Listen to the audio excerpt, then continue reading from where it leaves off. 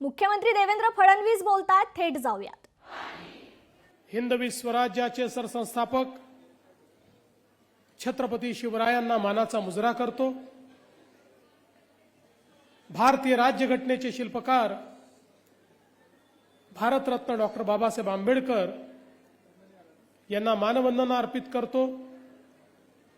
लोकमाता राष्ट्रमाता पुण्यश्लोक अहिल्यादेवी होळकर यांच्या चरणी नतमस्तक होतो. आणि आज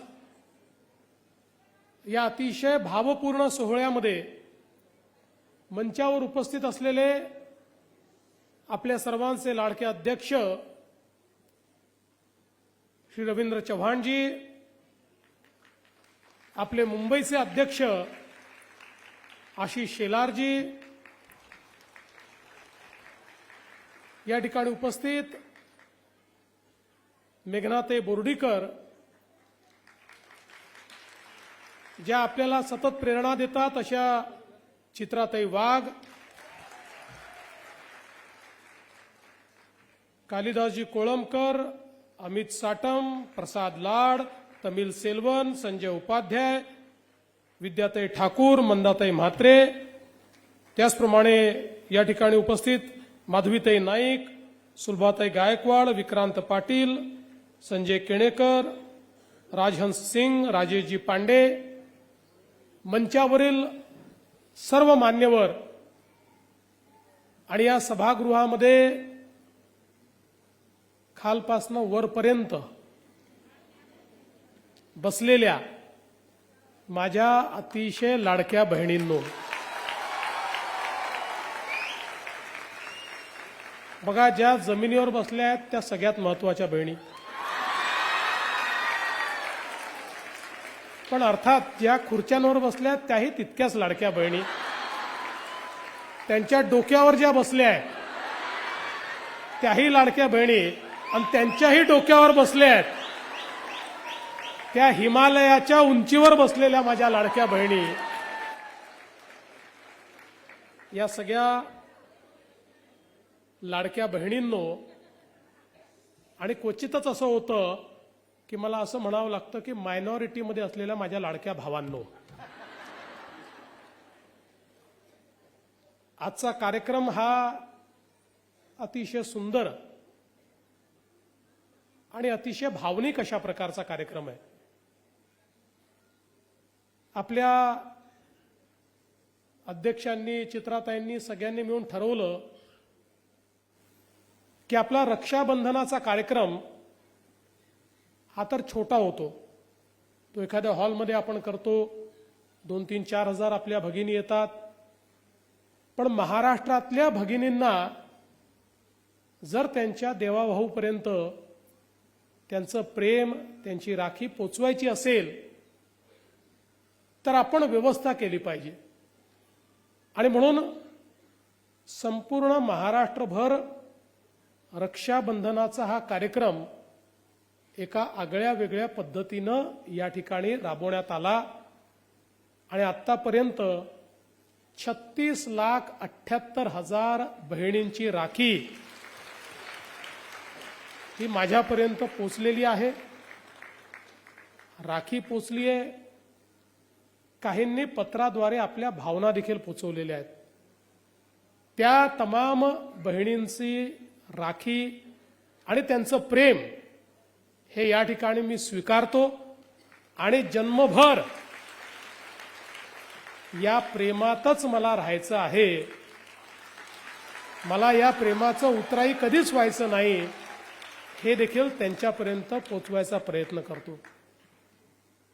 खरं म्हणजे मला प्रश्न विचारायचा आहे, यातली कुठलीही राखी उचलली तर त्या राखीची जात काय आहे, त्याचा धर्म काय आहे, त्याचा पंथ काय आहे, त्याची भाषा काय आहे. या प्रत्येक राखीमध्ये केवळ प्रेम आहे.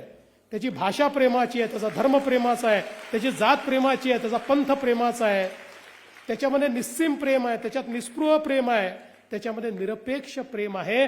अशा प्रकारची राखी आहे. आणि मला असं वाटतं आपल्या संस्कृतीमध्ये हेच महत्वाचं आहे. प्रत्येक नातं महत्वाचं आहे, प्रत्येक नात्याचा उत्सव आहे. कारण आम्ही नाती निभावणारी लोक आहोत. आम्ही परिवार कुटुंब मानणारी लोक आहोत. आणि भारतीय जनता पक्षामध्ये काम करत असताना आपण तर बृहद कुटुंबाचा विचार करणारी लोक आहोत. कारण ज्ञानेश्वर माऊलींनी जे पसायदान मागितलं ते अखिल विश्वाकरता मागितलं, तो विचार सांगणारे आपण लोक आहोत.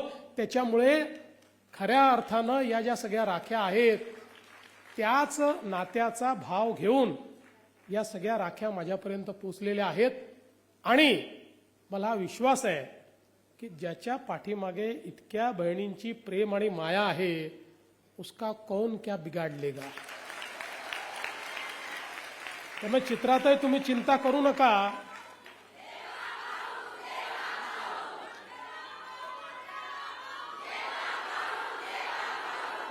खूप लोकांनी खूप प्रयत्न करून बघितले, पण कुठल्याही शस्त्रापेक्षा आणि कुठल्याही अस्त्रापेक्षा प्रेमाचे आशीर्वाद हे अधिक ताकदवर असतात.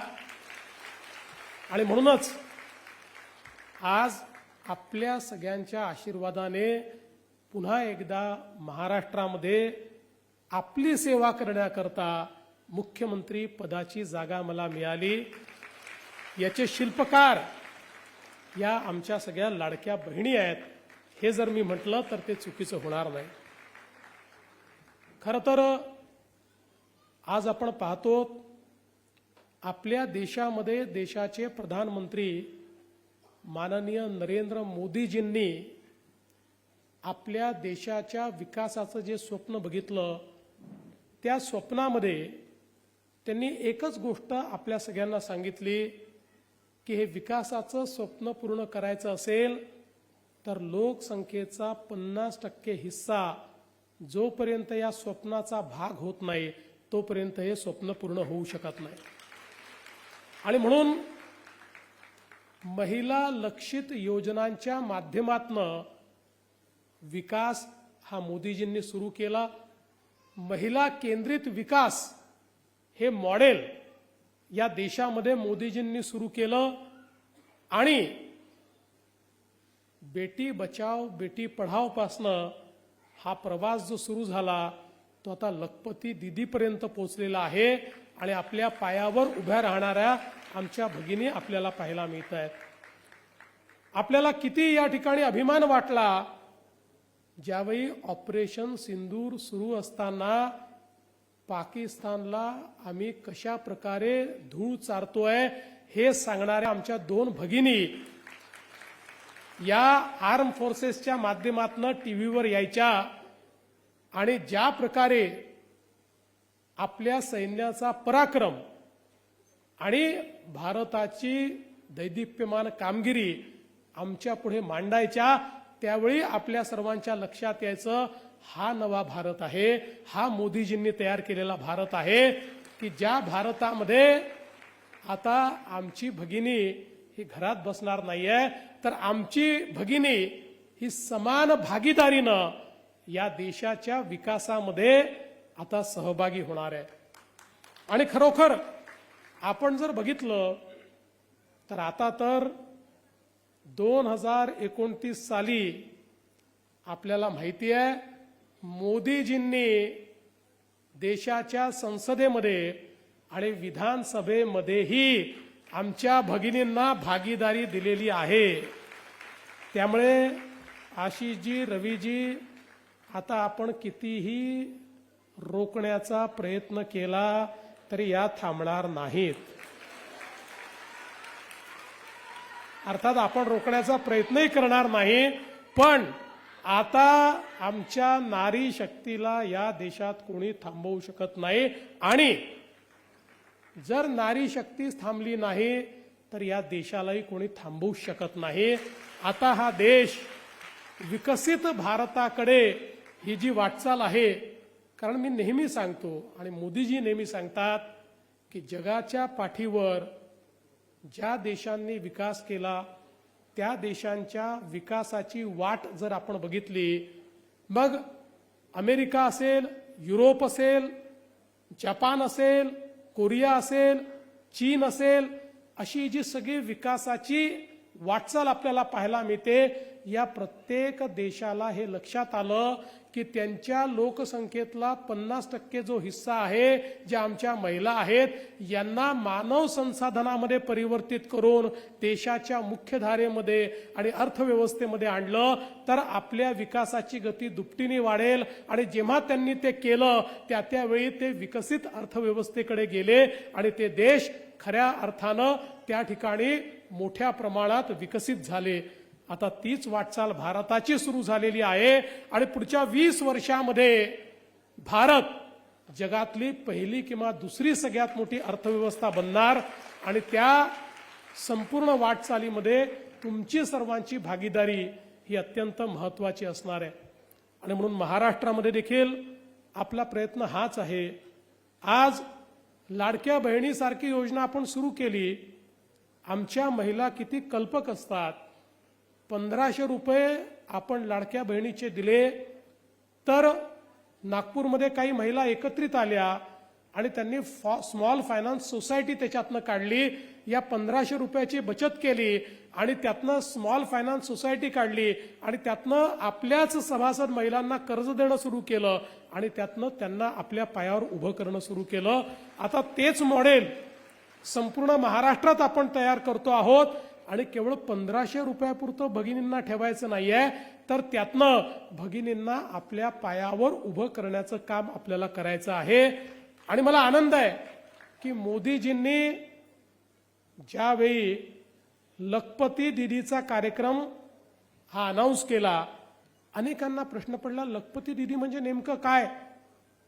आणि मग एकदा ₹1,00,000 किंवा तशा प्रकारची तिची सांपत्तिक स्थिती झाली म्हणजे तिला लखपती दीदी म्हणायचं का. मोदीजींनी सांगितलं नाही, जी महिला स्वतःच्या भरोशावर स्वतःच्या पायावर उभं राहून दरवर्षी वर्षाला ₹1,00,000 जास्त पैसा कमवेल तिला लखपती दीदी म्हणता येईल. आणि त्याकरता वेगवेगळ्या योजना मोदीजींनी सुरू केल्या आणि आज मला सांगताना आनंद वाटतो, लखपती दीदीच्या कार्यक्रमात देशात पहिल्या नंबरवर आपला महाराष्ट्र आहे. मागील वर्षी 25 लाख बहिणी लखपती दीदी झाल्या आहेत. या वर्षी अजून 25 लाख भगिनी लखपती दीदी होणार आहेत आणि माझ्या 1 कोटी बहिणींना लखपती दीदी केल्याशिवाय आम्ही थांबणार नाही. हा निर्णय आम्ही केलेला आहे. आणि ज्यावेळेस मी सांगतो की 50 लाख लखपती दीदी झाल्या, खरं म्हणजे त्याच्यामध्ये आमचं काही श्रेय नाही. आम्ही फक्त ते श्रेय घेतो. या ज्या झाल्या त्या स्वतःच्या कर्तृत्वाने स्वतःच्या मेहनतीने या ठिकाणी लखपती दीदी झाल्या आहेत. आपण केवळ त्याकरता योजना तयार केलेल्या आहेत आणि त्या योजना त्यांच्यापर्यंत पोहोचवल्या आहेत. आता पुढच्या काळामध्ये अशाच प्रकारे या योजनांना आपल्याला अधिक खालपर्यंत न्यायचं आहे. आपल्याला महिलांना सक्षम करायचं आहे. त्या कोणावर अवलंबून असणार नाहीत. कारण आपण बघितलं सावित्रीबाई फुले म्हणायच्या की एक महिला शिकली की पूर्ण परिवार शिकतो. तसं एक महिला ही जर कमावती झाली तर पूर्ण परिवाराचं ती कल्याण करते आणि म्हणून त्या परिवाराच्या कल्याणाची संकल्पना ही या महिलांच्या कल्याणातनं या ठिकाणी होणार आहे. आणि एक गोष्ट अजून मी नेहमी सांगतो, आम्ही अनेक महामंडळं तयार केली. सगळी महामंडळं चांगली काम करतायत. काही महामंडळांनी तर खूप उत्तम काम केलंय. पण आमचा अनुभव असा आहे, बहुतांश काही महामंडळ ठरवलीत, बहुतांश महामंडळाच्या माध्यमातून आमच्या तरुणांना ज्यावेळी आम्ही एखादं कर्ज देतो त्यावेळी 50% त्यातले तरुण हे कर्ज परत करतात. पण आम्ही वेगवेगळ्या महामंडळातनं, मविममधनं किंवा वेगवेगळ्या संस्थातनं जेवढी कर्ज ही महिलांना दिली किंवा बचत गटांना दिली, 100% कर्ज परत आली. एकही पैसा महिला बुडवत नाहीत. तर तो पैसा डबल कसा करायचा, तिप्पट कसा करायचा, त्यातनं अजून मोठं कसं आपण उभं करायचं, अशा प्रकारचा प्रयत्न सातत्याने महिला करत असतात. आणि म्हणूनच आज ज्यावेळी याच सभागृहामध्ये चित्राताई तुम्ही महिला सहकारी संस्थांचा विषय मांडला, आता त्या संस्था आपल्या तयार झाल्या आता त्याचं रजिस्ट्रेशन आपल्याला मिळालं. आता लवकरच महाराष्ट्र सरकार निर्णय घेऊन या महिला सहकारी संस्थांना डेडिकेटेड काम हे मिळालंच पाहिजे अशा प्रकारचा निर्णय आम्ही घेणार आहोत. आणि महाराष्ट्रात निघणाऱ्या कामांमध्ये या महिला संस्थाची हिस्सेदारी आणि हक्क हा प्रस्थापित करण्याचा निर्णय येत्या काळामध्ये आम्ही घेऊ. आणि त्यातनं आपल्या महिलांना उद्योगामध्ये, व्यापारामध्ये आणि व्यवसायामध्ये देखील मोठं करण्याचं काम आपल्या सरकारच्या माध्यमातून होणार आहे. आज ज्या काही वेगवेगळ्या योजना आपण सुरू केल्या, अनेक लोक असं म्हणायचे की निवडणुकीपुरतं योजना आहेत. निवडणूक संपली की योजना बंद होतील. निवडणूक संपली, 1 महिना गेला, 2 महिने गेले, महिने गेले. मी तुम्हाला सांगतो 5 वर्ष यातली एकही योजना आम्ही बंद होऊ देणार नाही. आणि 5 वर्षांनी तुमच्या आशीर्वादाने पुन्हा सरकार आलं तर पुन्हा 5 वर्ष. जोपर्यंत बहिणींचे आशीर्वाद भावांच्या पाठीशी तोपर्यंत. आणि 29ला तर तुम्हीच सरकारमध्ये येणार आहात. तुमच्याशिवाय सरकारच चालणार नाहीये. त्याच्यामुळे 29 नंतर आमचं संपलं, आमचं नाही चालणार. म्हणजे चालेल आमचं थोडंसं, पण तुमच्या मदतीने आणि तुमच्या आशीर्वादाने आणि तुमच्या हुकुमानी चालेल.